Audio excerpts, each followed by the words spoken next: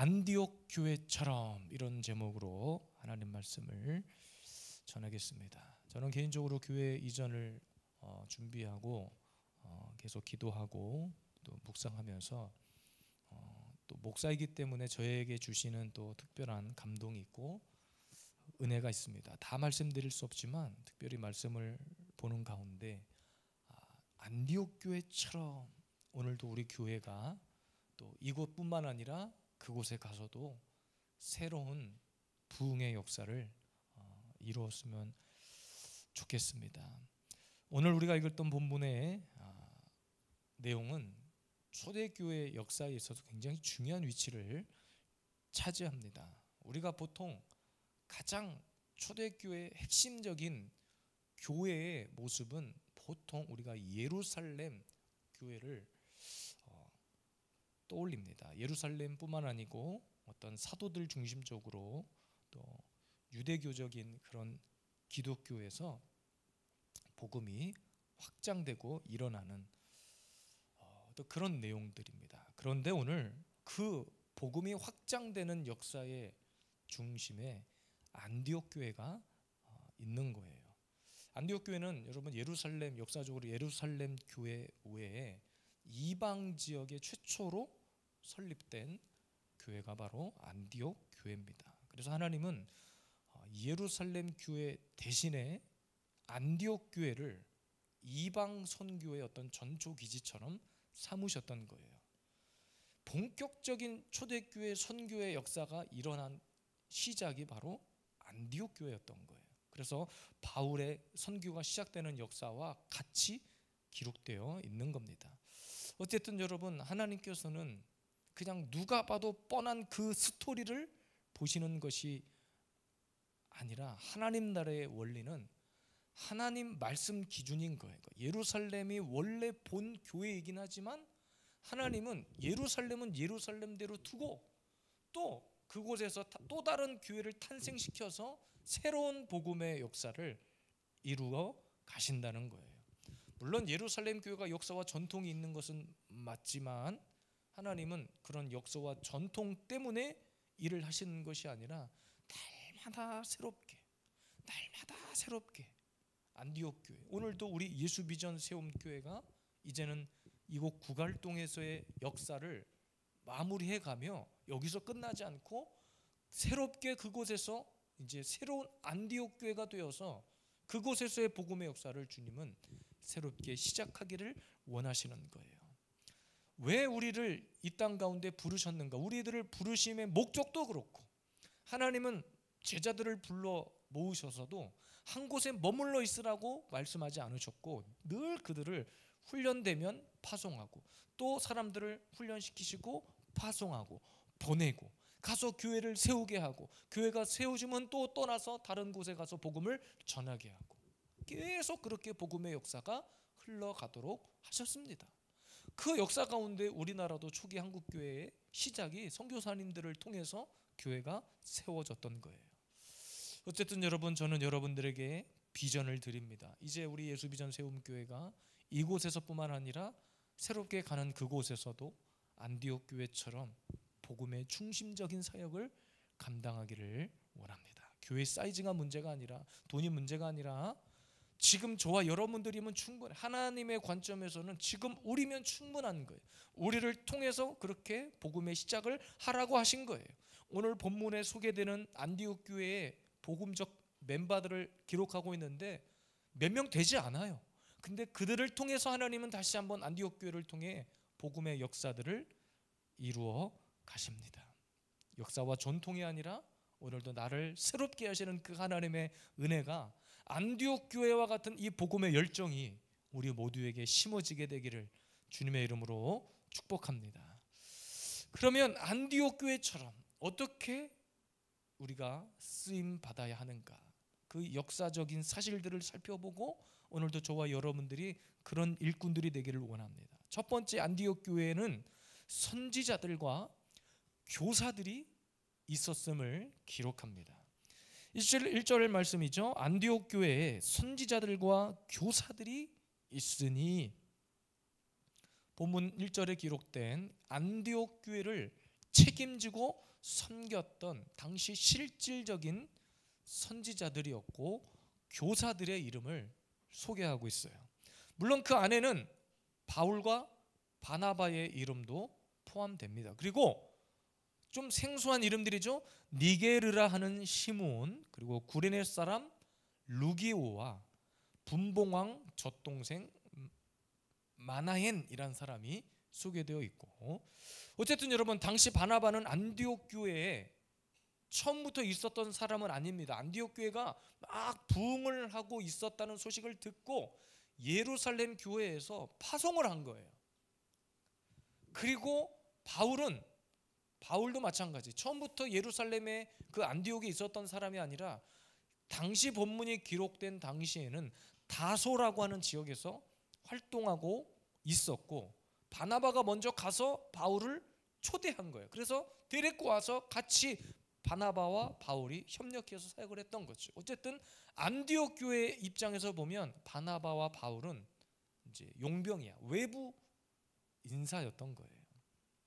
그리고 나서 뭐 시므온도 나오고 루기오, 마나엔, 어쨌든 안디옥 교회에 이제 원래 있었던 사람들의 이름들을 소개하고 있습니다. 어쨌든 간에 이들의 공통점은 뭐냐면 모두가 다 비유대인들이었다는 거예요.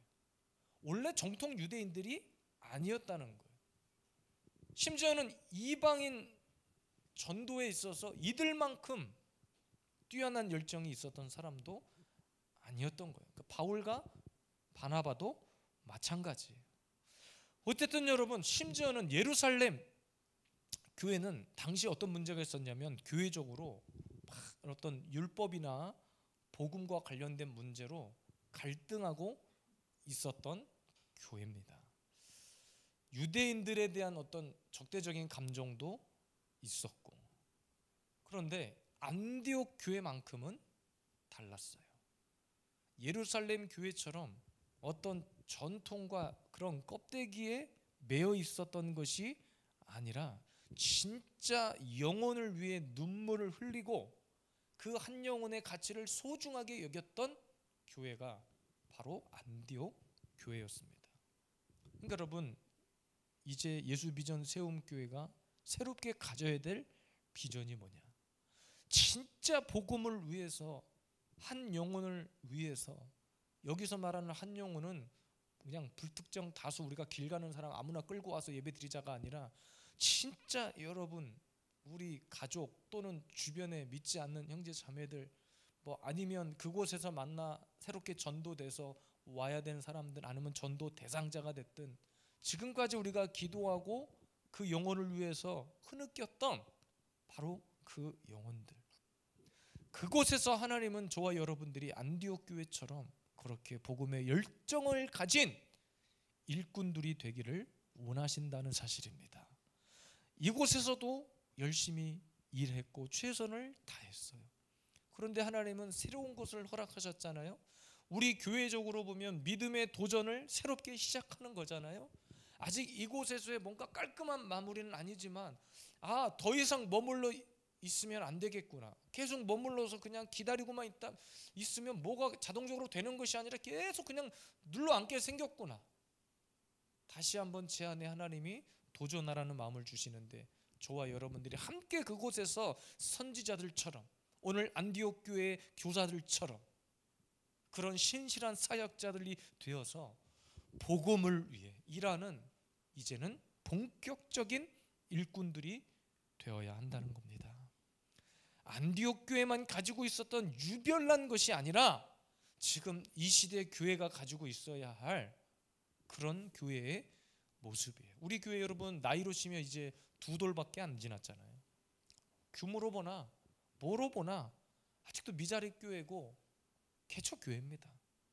그런데 하나님이 다음 세대를 세우고 가정도 세우고 막 이런 비전을 주셨어요. 물론 제가 부목사 때부터 그렇게 훈련 받아온 것들도 있지만, 그렇게 훈련 받았기 때문에 내가 꼭 그것을 해야 된다라는 뭐 고정관념이 있었던 건 아니지만, 막상 사역을 위해 현장에 딱 뛰어들어 보니 시급한 문제 중에 하나가 피폐해져 버린 가정이었고 다음 세대였단 말이에요. 어른 세대, 기존 세대들은 아무 문제가 없어. 맘만 먹으면 교회 가서 예배 드리고 기도하고 하면 되니까. 근데 우리 아이들은, 자녀들은 방치가 되어 있잖아요. 그래서 하나님이 우리 교회를 통해서 어떤 그런 일들의 전초기지로 저는 삼으셨다고 믿어요. 실제로 우리 교회가 이곳에 지하에 있긴 했지만 함께 연합하는 교회들이 우리 교회 오는 것을 좋아하고 와서 예배 드리고 악기도 연습하고 찬양하고 그들이 뭐 세상 노래 배우려고 오는 것이 아니잖아요.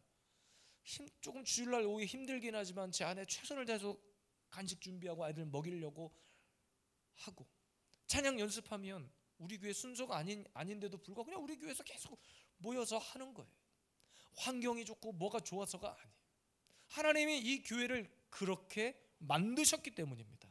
그렇게 이곳에 세우셨기 때문입니다. 그 일들을 위해서 저와 여러분들이 힘을 모으는 거예요. 이 유경수 목사는 젊은 다음 세대에만 관심을 갖는 거 아니요. 다음 세대가 문제가 아니라 다음 세대를 세우려면 우리가 필요한 거예요. 교사의 역할을 감당할 수 있을 만한 지금 우리가 필요한 거예요. 그곳에 가서도 마찬가지입니다. 새롭게 그곳에서 만날 영혼, 주일날 아마 새 어떤 가정이 온다고 제가 들었는데 30대 어떤 부부 가정이래요. 전 아직 누구 얼굴도 본 적이 없고 이름도 몰라요. 그런데 저는 하나님께서 그 영혼을 우리에게 맡겨주신 것이 맞다면 반드시 우리 교회를 통해서 그의 가정, 그의 자녀가 있는지는 얘기를 못 들었습니다만 어쨌든 그 가정을 통해서 하나님이 하실 놀라운 일들이 있을 거라 저는 확신합니다. 그래서 그곳에 가서 우리가 해야 될 일은 나는 우리 교회 개척파야 뭐야 다 필요 없어요. 그런 거 싹 내려놓고 여러분들이 하셔야 될 일들은 예배의 본을 보이시고 기도의 본을 보이셔서 진짜 그 영혼을 막 눈물로 끌어안을 만큼 우리가 그냥 사랑해줘. 좀 예배 다니다가 떠나도 상관없어. 그냥 있는 동안만큼 우리는 그 영혼들을 그냥 아낌없이 사랑해버리면 돼. 우리 아이들이 찬이를 통해서 또 연락이 왔대. 우리 정 목사님 아들 여러분 처음 만났을 때 아시잖아요. 그 얼굴 표정과 아시잖아요. 근데 찬이한테 연락을 해서 악기 배우러 와도 되냐고. 그 아들 입에서 나온 거예요. 그 부모님이 가서 좀 배워와라 하지 않았어. 저도 우리 교회 좀 와서 악기 좀 배워라 설득하지 않았어요. 지가 그냥 형 나 가서 악기 좀 배워도 돼? 지난주 토요일 날은 저한테 와서 목사님 일렉 기타를 저를 어느 정도까지 가르쳐 줄 수 있어요? 어느 정도 스킬까지 가르쳐 줄 수 있냐? 저한테 막 따지게 묻는 거예요. 그 표정 아시잖아요. 약간 무뚝뚝한 표정. 내가 고 퀄리티까지는 아니어도 기본은 다 가르쳐 줄 테니까 와. 먼저 자기가 그렇게 목회자 자녀가 됐든 일반 성도 자녀가 됐든 그렇게 하나님이 우리 예수비전 세움교회를 그런 역사적인 전초 기지로 복음의 기지로 저는 사용하고 계신다고 믿습니다. 그곳에 가서도 안디옥 교회처럼 이제는 복음 하나 때문에 영혼을 사랑하고 복음 하나 때문에 그 영혼을 끌어안고 눈물을 흘릴 줄 아는 그렇게 가슴이 활활 타오르는 안디옥 교회의 열정을 가진 교사들, 선지자들과 같은 그런 우리 모두가 되기를 주님의 이름으로 축복합니다. 두 번째입니다. 안디옥 교회처럼 하나님은 왜 안디옥 교회를 그렇게 복음의 기지로 사용하셨는가? 그곳에서는 기도가 살아있었어요. 금식하며 기도하고 3절 말씀입니다. 이에 금식하며 기도하고 두 사람에게 안수하여 보내니라. 2절 말씀에 보니까 주를 섬겨 금식할 때라고 했습니다. 여러분 당시에는요 금식일을 정해놓고 금식했던 유대교의 사람들, 우리가 보통 알고 있는 바리새인과 서기관 같은 사람들하고는 조금 다른 금식이라는 것을 이해할 필요가 있어요. 오늘 무엇을 전제로 하고 있습니까? 주를 섬겨 금식할 때라고 했어요. 당시 유대교인들의 금식은 뭐였냐면 정해놓고 사람들 앞에서 광장 앞에서 떠드는 거 보여주기 위한 그냥 1년 중에 의례적인 행사였습니다. 근데 오늘 여기서 말씀하고 있는 이 금식하며 기도는 그런 금식 기도가 아니에요. 다른 번역본을 보면 이 부분을 주님께 예배드리고 있을 때라는 표현을 함께 사용하고 있습니다. 그런데 여러분 본문의 금식이 지금 안디옥 교회의 기도 신앙을 대표적으로 보여주고 있다는 거예요.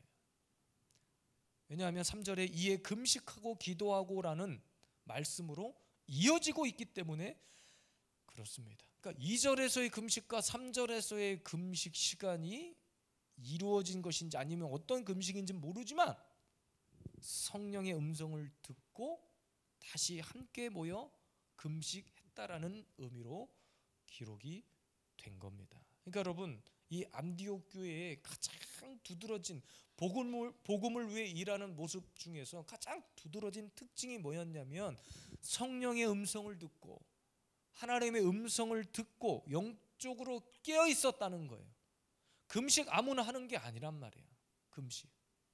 나 금식해야지. 여러분 한번 해보세요. 이틀 3일 하는 것이 쉬운 일인가?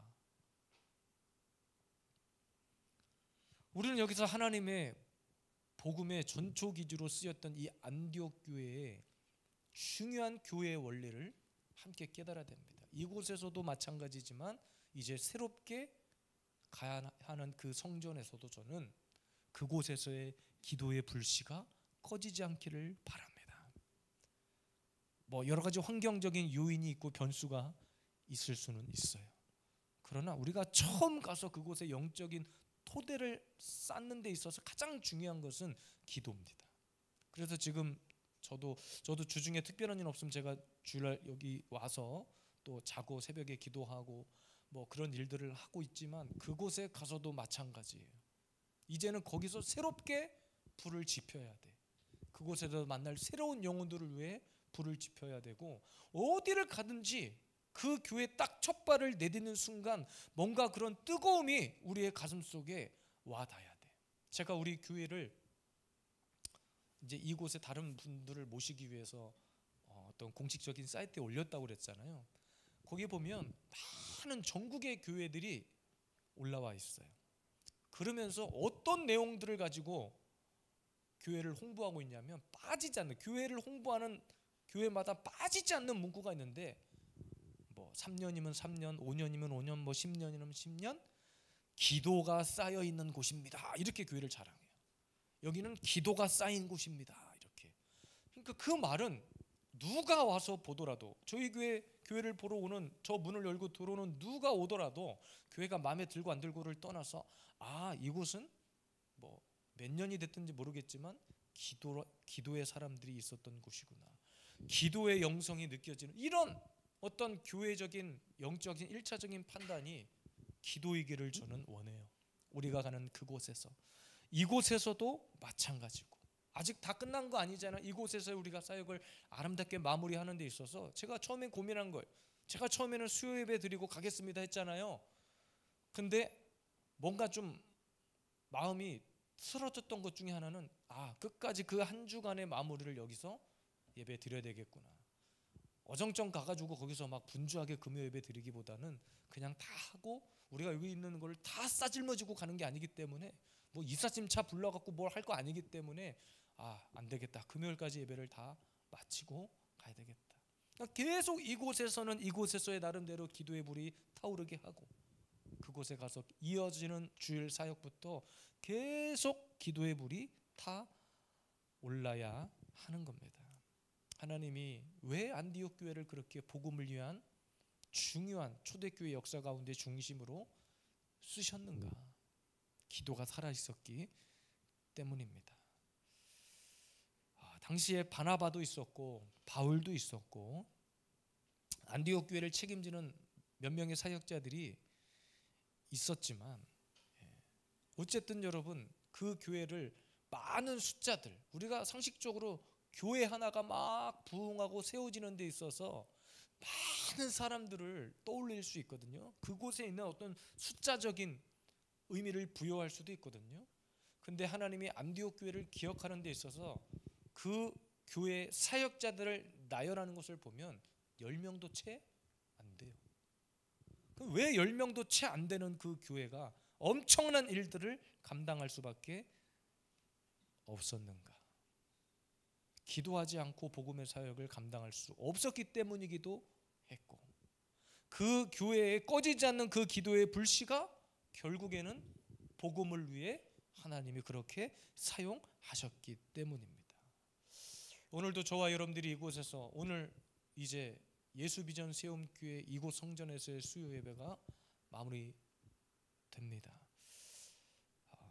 저희가 가서도 마찬가지지만 예배는 제가 말씀드렸죠. 수요 예배, 금요 예배 타이틀 주제를 정해놓고 그 주제에 맞게 이제 주중 예배 모임을 하겠다 그랬어요. 뭐 수요 예배든 금요 예배든 시간 1시간 차를 두고 하는 거지만 사실은 우리 교회는 주일 예배도 똑같아요. 형식이. 뭐 종땡 치고 사도신경하고 주기도문하고 이러지는 않지만 모든 예배 형식이 다 똑같잖아요. 그냥 말씀 기도 찬양, 말씀 기도 찬양 이 흐름대로만 쭉 가려고 하는 거예요. 중간에 어떤 순서들을 계속 삽입하면 끊겨요, 흐름이.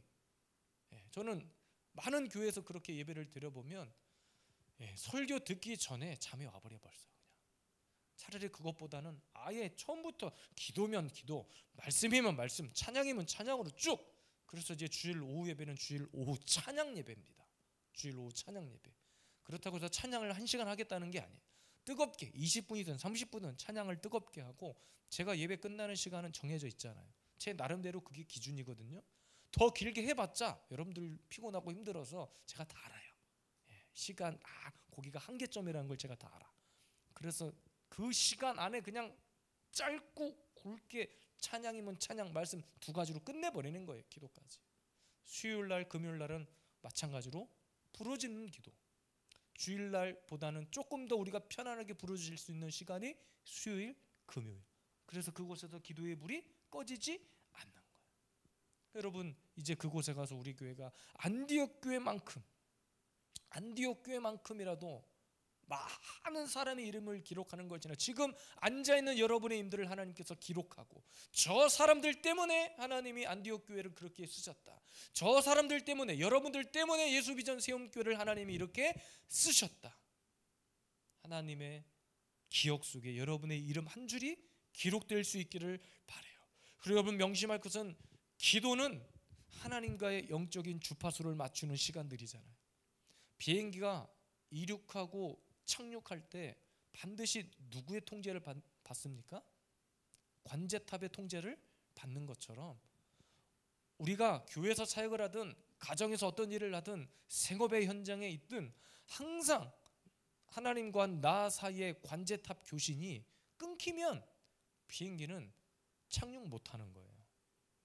비행기가 착륙하고 싶어도 관제탑의 통제가 되지 않으면 착륙하지 못하는 거예요. 이륙하고 싶어도 관제탑에서 오케이 사인 내지 않으면 이륙 못하는 거예요. 마찬가지로 하나님과 나 사이의 그 영적인 관제탑, 기도를 통해서 하나님의 바른 음성을 들어야 내가 앞으로 가야 할지, 멈춰 서야 할지, 어떤 일을 해야 될지 정확한 하나님의 지침대로 움직이는 것이 너무나 중요해요. 우리 안디옥 교회처럼 예수비전 세움교회가 새롭게 펼쳐지는 그곳 사역의 현장에서 만나게 될 영혼들을 위해 지금부터 다져지고 기도로, 여러분들에게 제가 금식 선포하지 않으니까 금식까지는 아니어도 여러분 금식을 하는 심정으로 하루에 한 끼라도 내가 금식하겠다는 결단하고 이번 한 주간, 다음 주 교회 정리가 될 때까지 정말로 여러분 우리 교회의 기도의 불씨가 그곳에서 다시 타오를 수 있도록 함께 하시기를 원합니다. 오늘도 유튜브로 예배하는 우리 모든 성도들, 유튜브를 청취하는 모든 성도들이 이 교회를 위해서 함께 기도하고 안디옥 교회처럼 예수비전 세움교회가 세워지고 더불어서 여러분의 가정이 회복되고 아름답게 세워지는 놀라운 역사가 우리 가운데 펼쳐지게 되기를 주님의 이름으로 축복합니다.